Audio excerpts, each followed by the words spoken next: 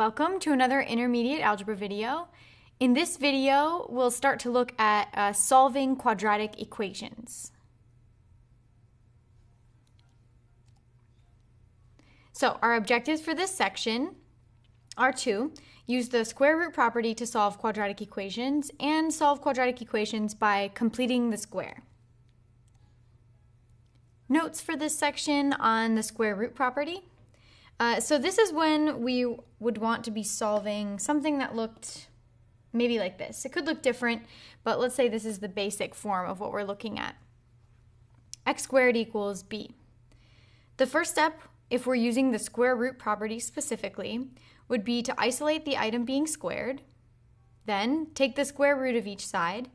And what's different about this step than what we've previously seen is that when we take the square root of each side, as you see here in this second step, you need to give a plus or minus to the thing on the other side. Technically, the plus minus happens to both sides, but if you have plus and minus with plus and minus, it kind of undoes each other. So you just really have to do it to one. So we will do it to the side that doesn't involve the variable anymore.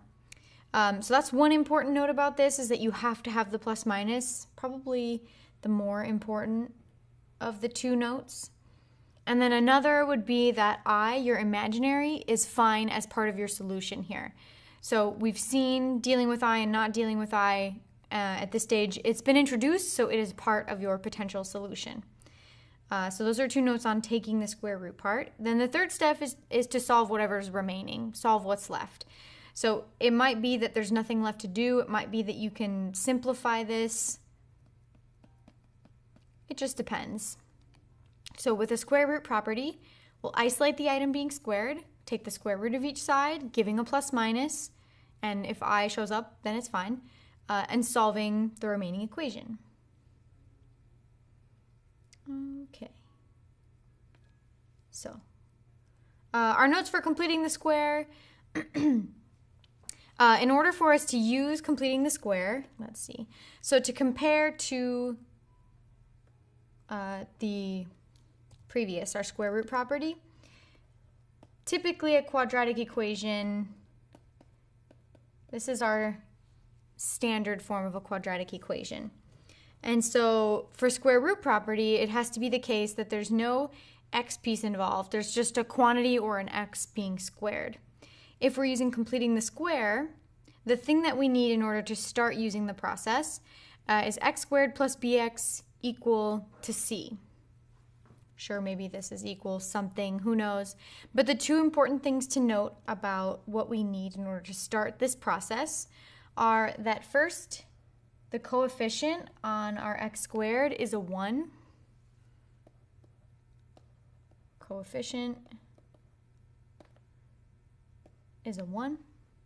And then we also need the constant, the number, on the other side. Constant on other side. This doesn't mean that it's always positive. It's tempting to look at this initial equation up here compared to what we need to start out with and think that, oh, I'll just take the c and place it on the other side, but you would add or subtract in order to get that. And then the steps for completing the square would be to take the b, meaning the constant, the coefficient on the x term, take it, divide it by 2, square it, and add that to both sides. It's a bit of a complex process.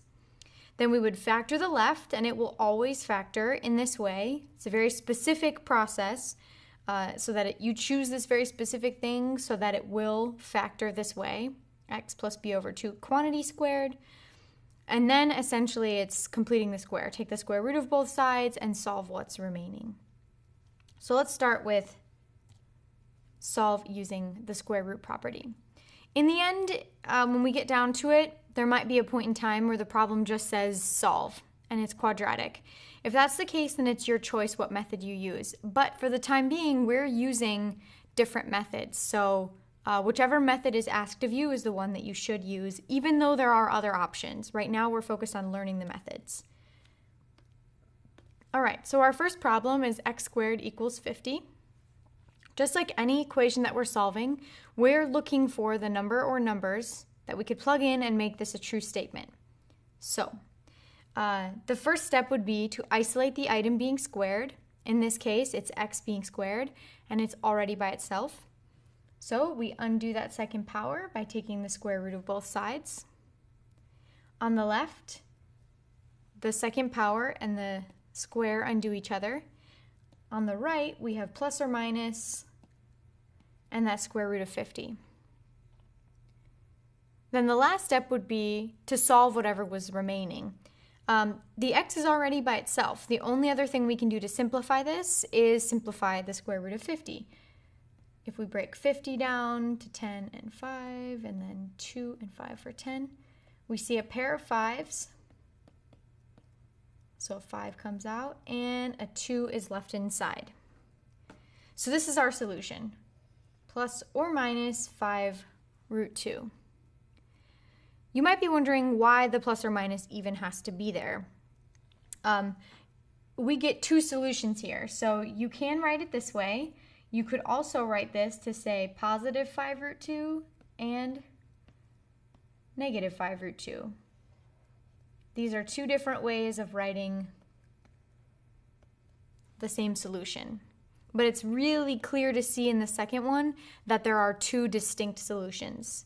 I'm not saying you ever have to write it with two separate solutions, but it clearly shows you that there are two. I don't want you to look at the plus minus 5 root 2 and think that it's only one.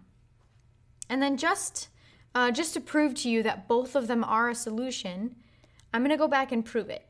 So you would not have to do this step. This is a checking step. And I'm going to check both solutions. The whole point was to make sure that the number we found made this a true statement. So let's plug it in and make sure. So our first solution is 5 root 2. We're squaring that and we want it to be equal to 50. So if we square the left-hand side, that means 5 root 2 times 5 root 2. Multiply those together just like we've seen with radical multiplication. 5 times 5, 25. Square root of 2 times square root of 2 is square root of 4.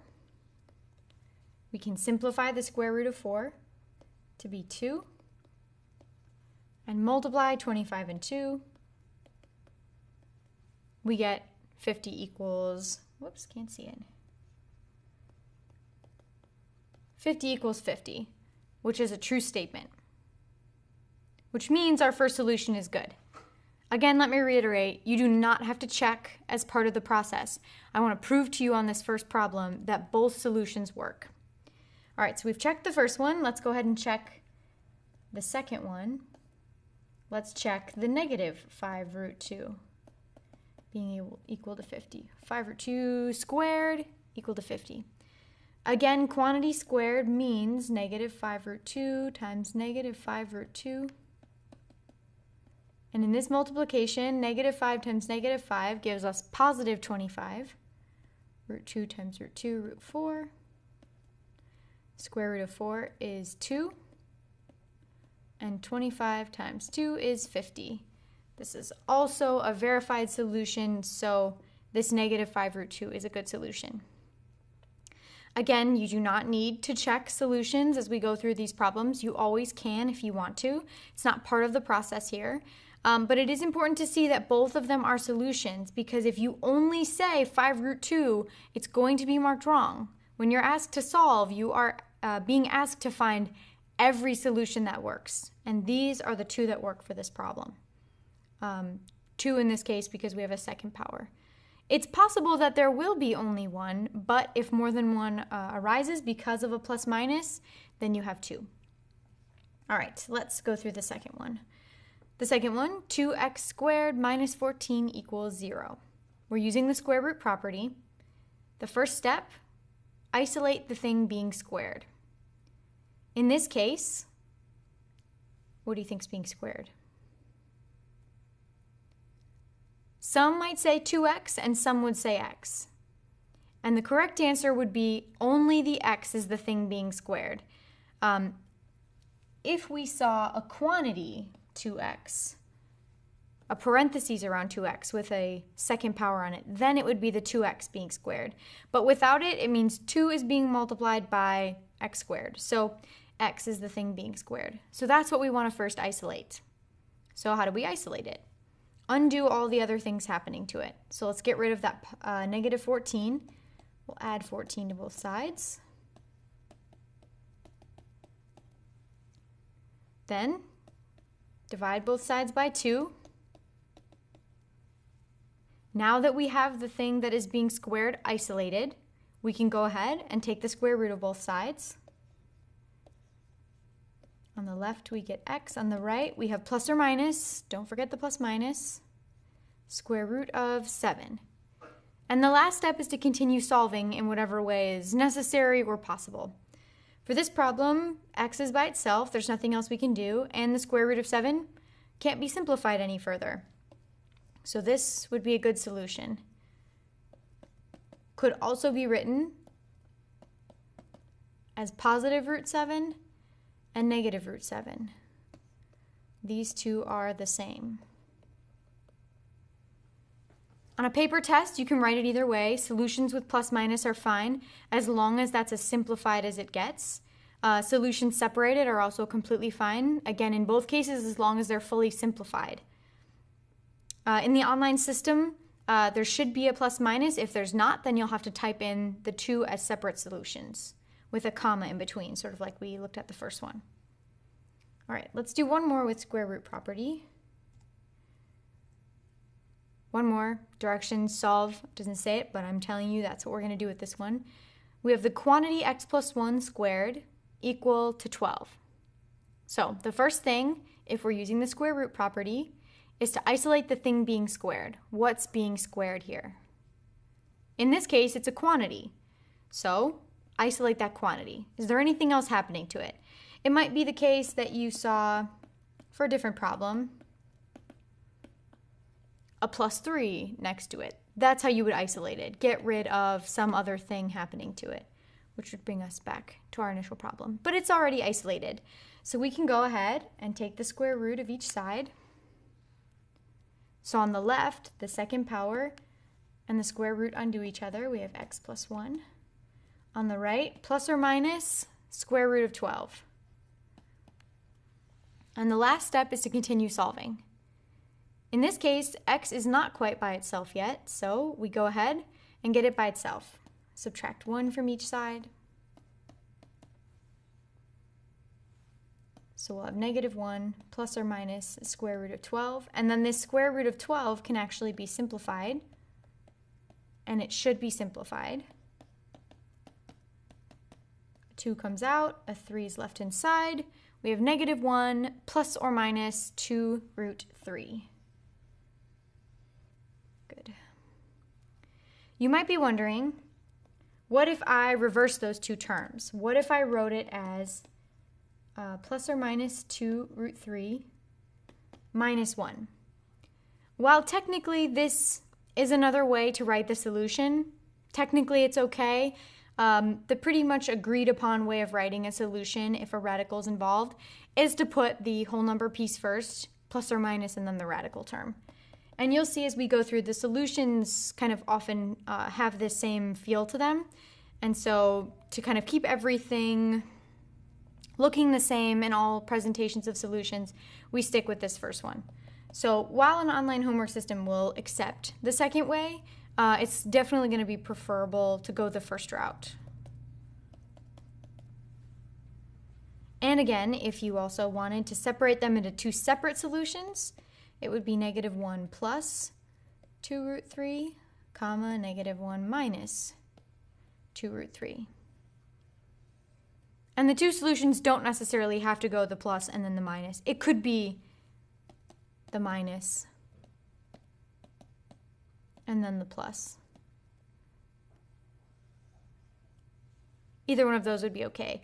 What would not be great is if that plus or minus the 2 root 3 was in the front and then the 1 at the end. While it's technically okay, it's really not preferable. So any of these 3 box solutions would be good ones. Okay, so this was square root property. Isolate the thing being squared, take the square root of both sides, putting a plus or minus in on the side without the variable, continue solving, and present your solution. So let's do a practice with square root property. Go ahead and pause the video, go through this problem, and we'll go through it together in just a moment. Okay, so let's see what you got. So first step would be to isolate the thing being squared. It's a quantity and it's already isolated. So we can go ahead and take the square root of both sides.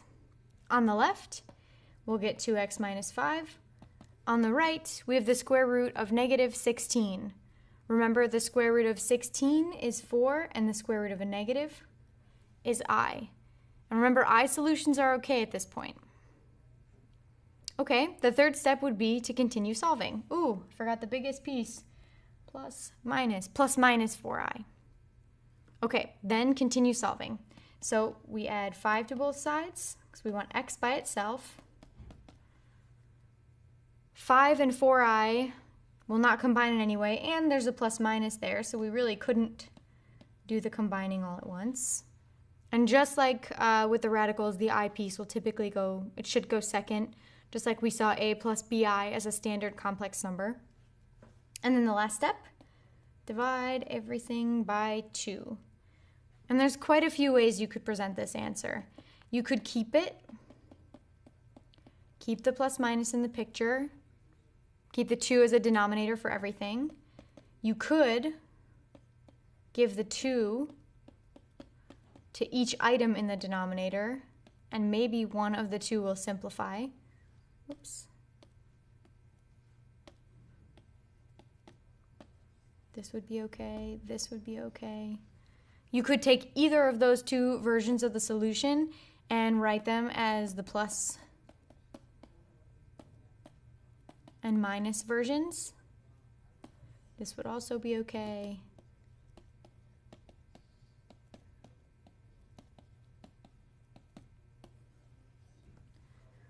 And you could write them even flipped, with the minus being first and then the plus being second. The 2 items could also be flip-flopped. So there's a lot of different ways you could write these solutions.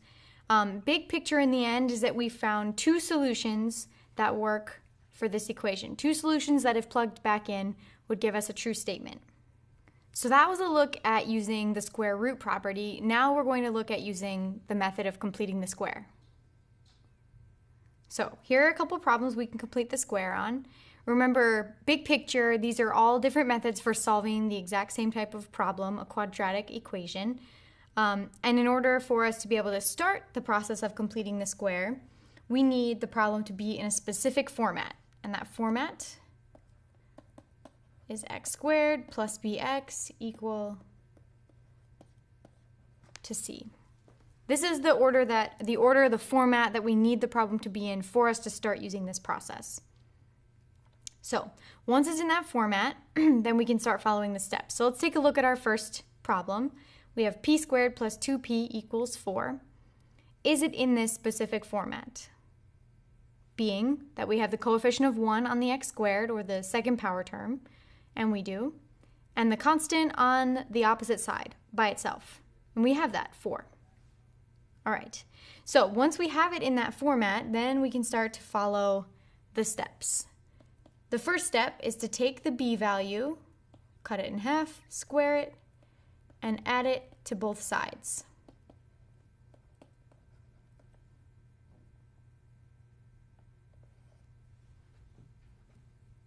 Okay, so the only difference between the way that we need it to be is this space. So I am first going to write the problem with this little bit of space. It's not completely necessary, but it'll be helpful. So step 1, take the b value, cut it in half, square it, add it to both sides. So what is the b in our problem? B, just like in the example up here, is the coefficient on the single power term. So in our case, b is 2. So we take b, cut it in half, square it. I'm sorry, not b. We know what b is, 2. Take 2, cut it in half, square it, and add that to both sides. Well, what is that? It's just a number. 2 over 2 is 1. Quantity squared is 1. So we're adding 1 to both sides. This is a specific choice that we're making to follow a certain path. So once we make this, this decision, once we make this step, the second step is to then factor the left.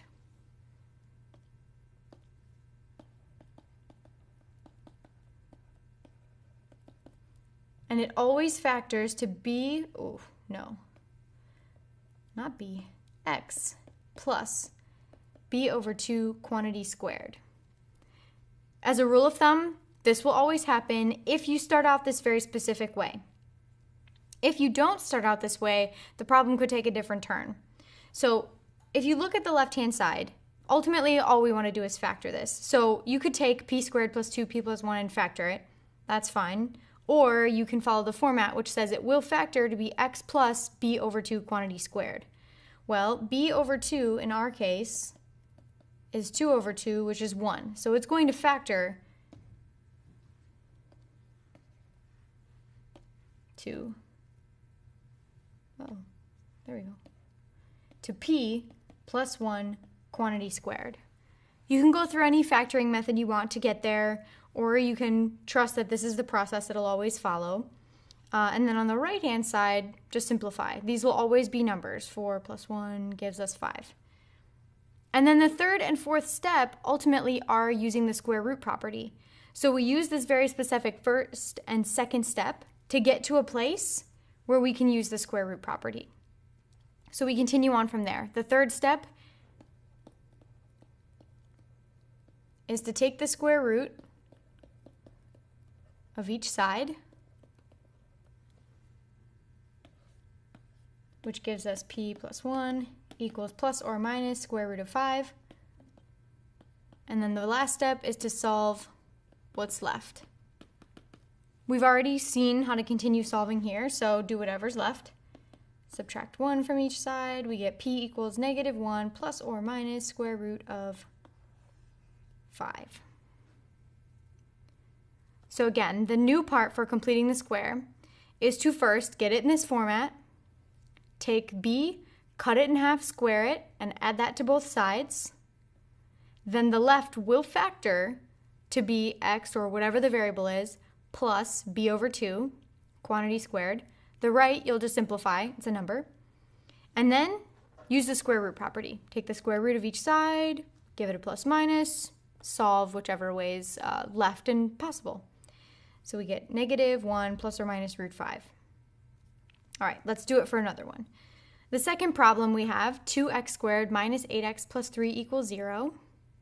First, we need it in this format, meaning the coefficient on the x squared is a 1.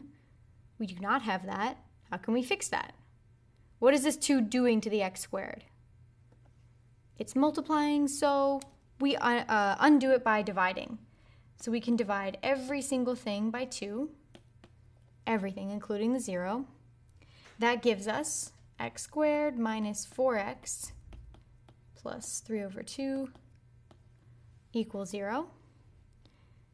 And we're not quite there. We still need the space and the constant on the other side. So we subtract 3 halves from each side.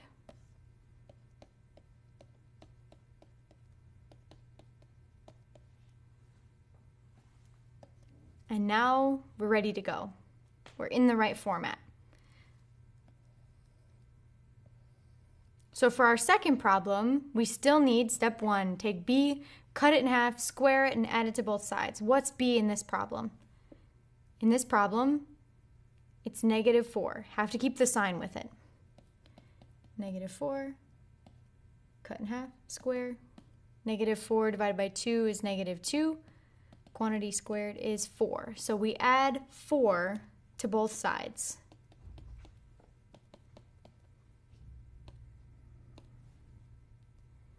Then step 2, factor the left. You can go through whatever process you want to factor the left. It will always factor this way. That's why we've chosen to add 4 to both sides. Why we took b, cut it in half, and squared it. Because it will always follow this format.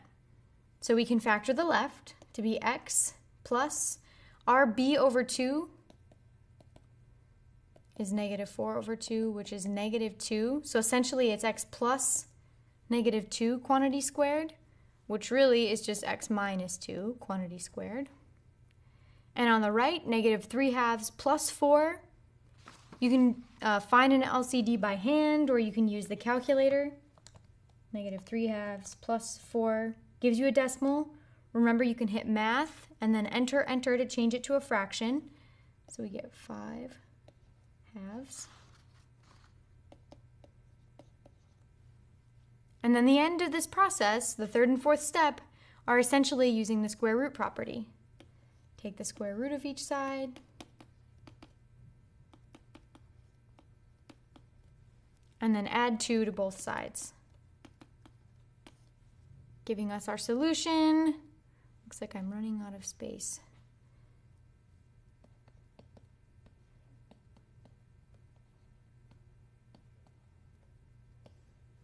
There we go. Our solution. X equals 2 plus or minus the square root of 5/2. Again, you can write them as the plus version, comma, the minus version. It should really be written the number and then the radical, but it's up to you. And most likely you shouldn't need to rationalize. I wouldn't worry about that unless the directions say to rationalize. You can just present your solution. It might also be the case that the problem, you're asked to present the problem with an exact answer. This would be an exact answer. If it asked for a decimal approximation, that's when you would type in the plus and the minus in your calculator and get a decimal approximation. Okay, so even though it's not going to be tested on, it's still a good idea to have the practice here. So let's go ahead and do one practice problem of completing the square. Go ahead, pause the video, and then we will go through this one together whenever you're ready. Okay, so let's see how it went. It's a bit of an intense process, I understand, but it's good to have had the practice on it, because you will definitely see it in college algebra. It's one of the first things you'll see, and then it's something that you'll use in one of the first units in college algebra, most likely, unless someone's teaching it out of order. Okay, so remember what we need. We need it to say x squared plus or minus bx equals c. So the first thing we do is divide everything by 3. We get x squared minus 3x plus 8/3 equals 0. Then move that 8/3 over to the other side. It becomes negative 8/3. And then we can start the process. So take the b value, cut it in half, square it, and add it to both sides. Our b value is negative 3 over 2. Our b is negative 3 over 2, quantity squared. Doesn't simplify, but we can still square it. We get 9 over 4 as the thing we're adding to both sides. Fraction problem. All right, then on the left-hand side, it will factor to be x,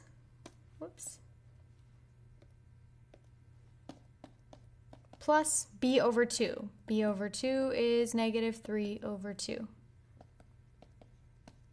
Quantity squared. So essentially x minus 3 over 2. Quantity squared. On the right, we have two crazy fractions, negative 8/3 and 9/4. I guess they're not that crazy. But you can add them together in the calculator. Negative 8/3 plus 9/4 gives us crazy decimal. Change it back to a fraction, we get negative 5 over 12. All right, then continue on. Next step, take the square root of each side. We get x minus 3/2 equals plus or minus the square root of negative 5 over 12. You can do whatever you want next in terms of finishing the problem off. You can add the 3/2 or you can simplify. I'm going to go with adding the 3/2, giving us 3/2 plus or minus negative 5 over 12 underneath the radical, and then we can simplify that radical. An I comes out, root 5, and the denominator, that square root of 12, whoops, not negative, just 12, breaks down to 4 and 3, 2 and 2, so we have 2 root 3. It can be simplified in this way. All right, good. So this video looked at two different methods of solving quadratic equations. We used the square root property and then completing the square. I'll see you soon for another video.